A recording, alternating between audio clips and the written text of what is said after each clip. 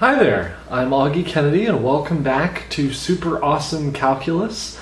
We're at the last section of Chapter 1, Functions now, and this is section 1.6 in James Stewart's book, and it's all about inverse functions, and consequently we'll be talking mostly about logarithms. But before we do that, last time we talked about exponential functions, and I gave you a big problem, and here it is. If f of x equals 5 to the x, show that f of x plus h minus f of x over h, that whole quantity over h, equals 5 to the x times the quantity 5 to the h minus 1 all over h. And this is really, as I mentioned at the end of last lecture, this is kind of like an introduction to the concept of a derivative.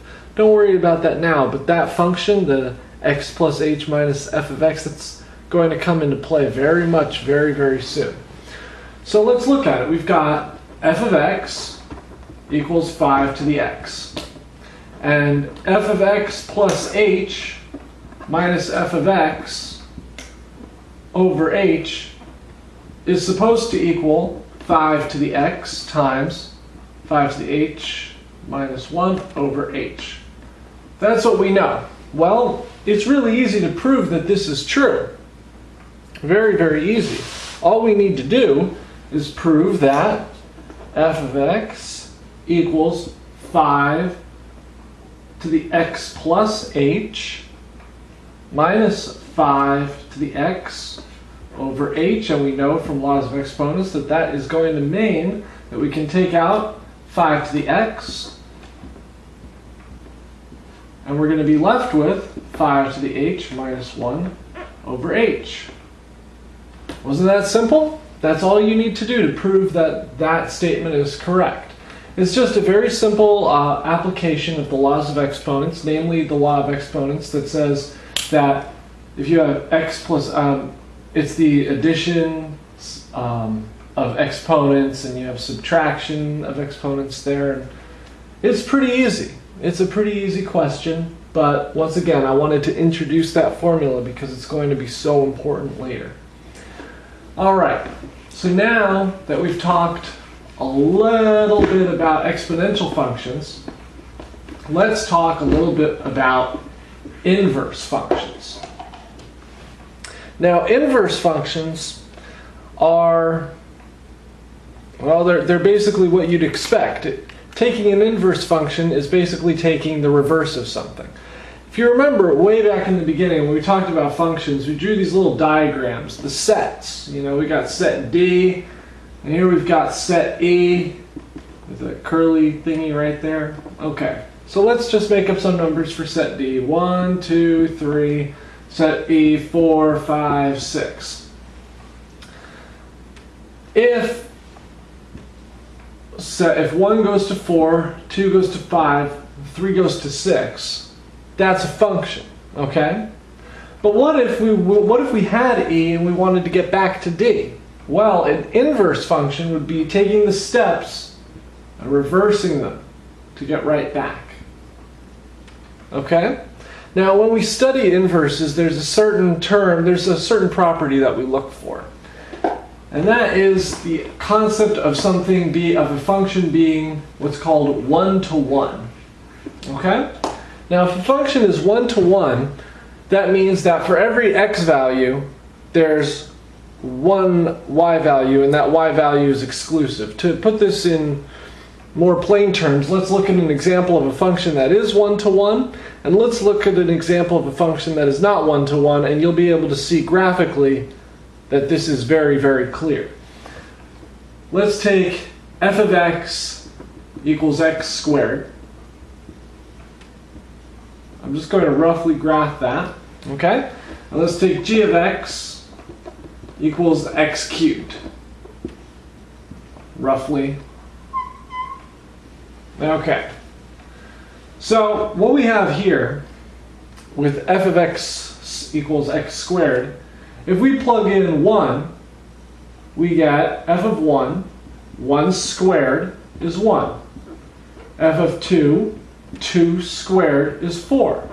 f of 0 is 0. All good so far. But if we have f of negative 1, we also get 1. If we have f of negative 2, we get 4.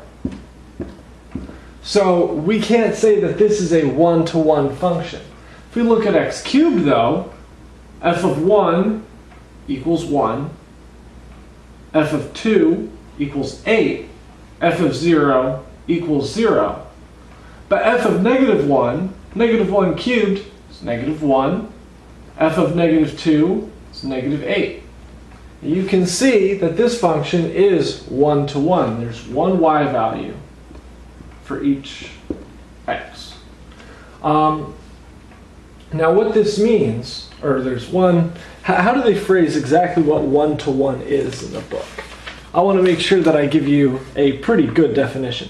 A function of f is called one-to-one if it never takes on the same value twice, which is basically what this is. And there's a very easy test that you can run. You don't even need to formally run this test. You can just look at a graph and figure out if it's one-to-one using the horizontal line test. You probably remember the vertical line test, where we would look at a function, we'd look at a graph and we'd go, if we can draw a vertical line through and it touches the graph in more than one place, it's not a function. Well, something like that kind of works here with the horizontal line test. If you can take a horizontal line and run it through any point in the graph and touch the graph more than one time, not one-to-one. Notice I can draw as many horizontal lines as I want on x cubed, and I'm only ever going to touch the graph at exactly one point. However, I can draw it all over the place on x squared, and I'll touch the graph twice. So x squared, not one-to-one. We don't use inverses there. X cubed, one-to-one, we can. So that's a little bit about a one-to-one function and what that means. Now, another little property that's just worth knowing. I've never been tested on this, but it's just something that's good to know. When you have an inverse function, it stands to reason that the domain of the first function is going to become the range of the second, and that the range of the first is the domain of the second. And that's very logical, because we're taking the input and we're mapping to the output. Or in a conventional function, you have your inputs, and then you have your outputs. I like to think of it, if you've ever been to like a baseball game or something, they shoot shirts through a cannon. So it's basically like you've got the cannon, and that's the function, and you plug the shirt in as an input, and it shoots the shirt out into the audience as the output. So input, domain, output, range, range, range. The inverse is having all of those people in the stands throw the shirts right back at you and hitting you in the shirt cannon and figuring it out backwards. So that's why range becomes domain, domain becomes range. At least that's one way to look at it. Now, let's see, what's next? Okay, yeah, we'll do this. We'll find a good example. We'll do a good example. But first, there are... this example will kind of prove the ways that you can, or show you the ways that you can find an inverse function. All right, so let's check out this function. F of x equals x cubed minus 2. Now we'll do plus 2. Okay, x cubed plus 2. Now the first thing that we're going to want to do is we're going to not want to use f of x and x at the same time. It gets can be confusing. You might make a mistake. So just remember, f of x, basically interchangeable with y for the time being. Y equals x cubed plus 2. Now what we want to do is if we have y, we want to find an explicit expression of x. So let's get x by itself. Y minus 2 equals x cubed.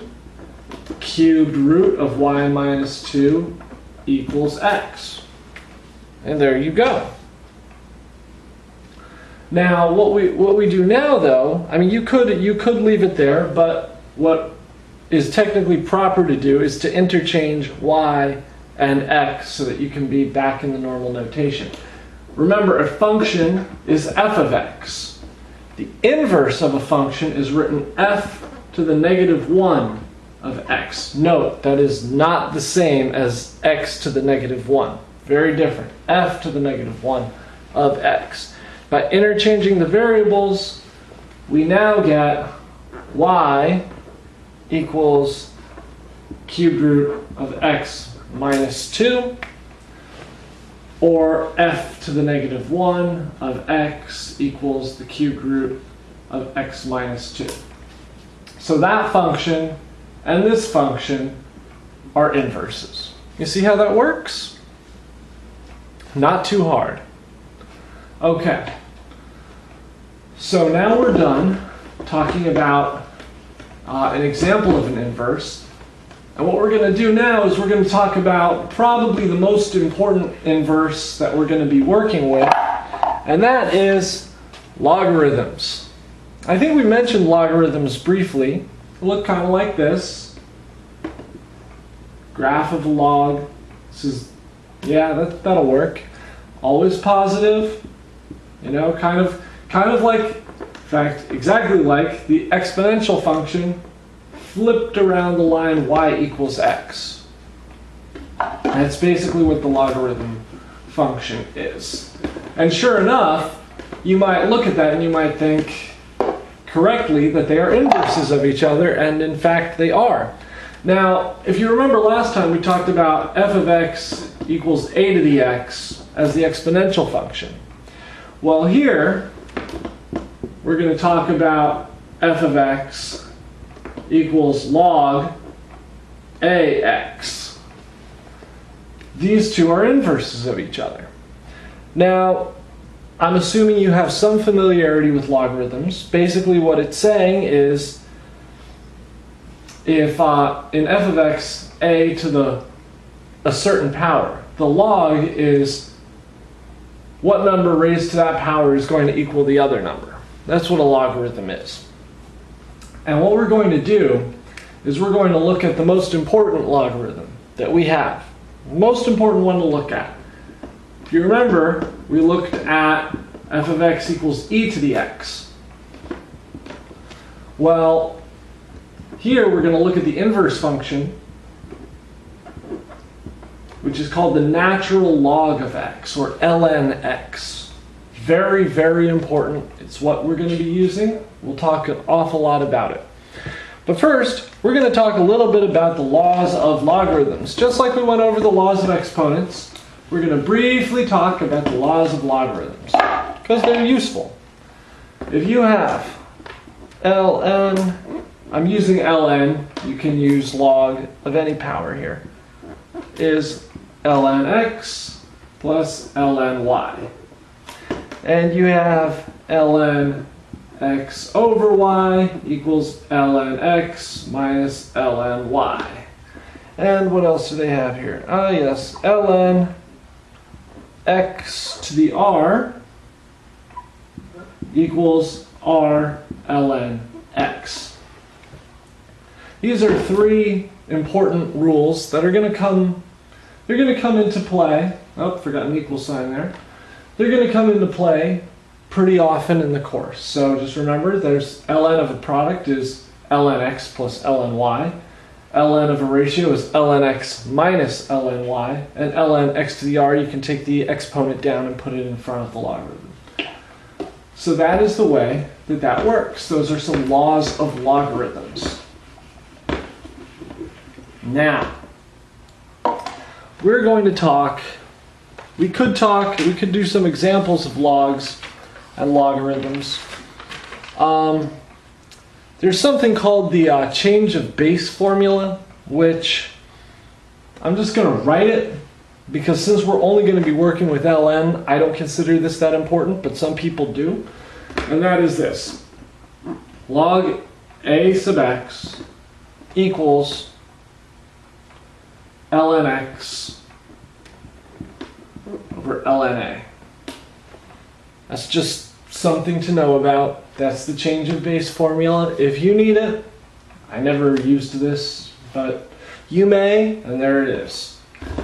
Now, the last thing that we're going to talk about before the test, and I don't believe that you're actually going to, you may be tested on this briefly, but the one thing that we're going to talk about inverse trig functions. Okay, now you remember we talked about three very basic trig functions, and they're the three that we're going to be coming to time and time again in the course.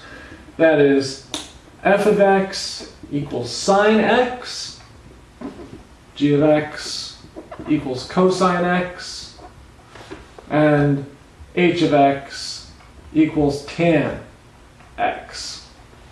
If you remember from trigonometry, tangent, and this is sometimes useful to think of, tangent is sine x over cosine x. So basically, sine and cosine.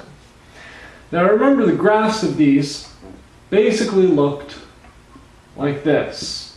Sine goes straight through the origin. Cosine x starts at 1 and then undulates. And tangent of x, if you've seen the graph, kind of looks like, almost like the x cubed graph, except at intervals of pi over 2.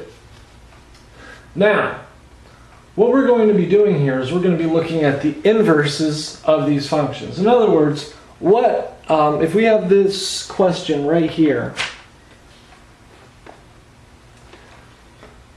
If we have x or y equals sine of x,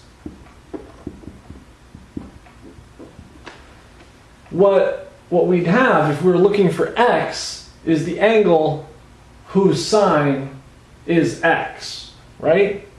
Yeah. So the way that you do that is you take what's called the arc sine.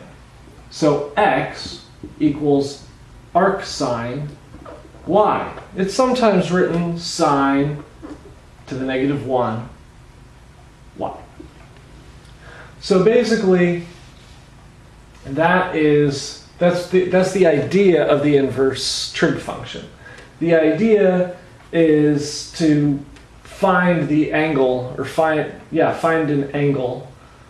But we don't really think about it that way too often geometrically. As you'll see when we do most of our inverse trig functions, we're going to do it intuitively. Unfortunately, it's kind of hard to explain it intuitively, so this is just what it is. We call the inverse of cosine arc cosine, and we call inverse of tangent arctan. And you're going to be using arctan quite a bit later on. Now, something that's important to understand about these are the way these graphs look. Because remember, the domain and the range are changed for each one. So for instance here, if you remember the sine, the range goes from negative 1 to 1. The domain was all real numbers. Well, it stands to reason that in the inverse, the exact opposite is true. The range is all real numbers, but the domain is negative 1 to 1. Boom. There you go. Now for sine, I believe it looks like this. Kind of like tangents. Yep. Oh, good for me. For cosine, you've got the same thing. You've got a range of cosine, because you know it starts at 1, goes down to negative 1. 1, negative 1. And the domain, once again, all real numbers. That was arc sine. This is arc cosine. We're going to have, it's going to curl in and down. Kind of like negative x cubed type shape from negative 1 to 1. And then for arctangent, this one's pretty interesting because you might remember the range here is all real numbers, but the domain was very specific. It was negative pi over 2 to pi over 2. closed interval, or yeah, open interval, because there were asymptotes. So what that means is that now you've got negative pi over 2. Pi over 2, take that, put it on its side, and you get arctan. And your asymptotes. So those are your inverse trig formulas. All right, now we went a little bit long today, but next up is the test. So I'll talk a little bit more about the test. You've got one question for the big problem. It's a pretty easy problem, and let's go to that now. The question is, the formula C equals 5/9 times the quantity f minus 32, where f is greater than or equal to negative 459.67 degrees, expresses the Celsius temperature C as a function of the Fahrenheit temperature F. Find a formula for the inverse function and interpret it. What is the domain of the inverse function? This is basically a little bit more application with weather. If you remember, in one of the earlier big problems, we tackled this same formula. So let's see if you can find the inverse of it. And I'll see you next time. Until then, take care. Next up is the test, so get ready. Bye-bye.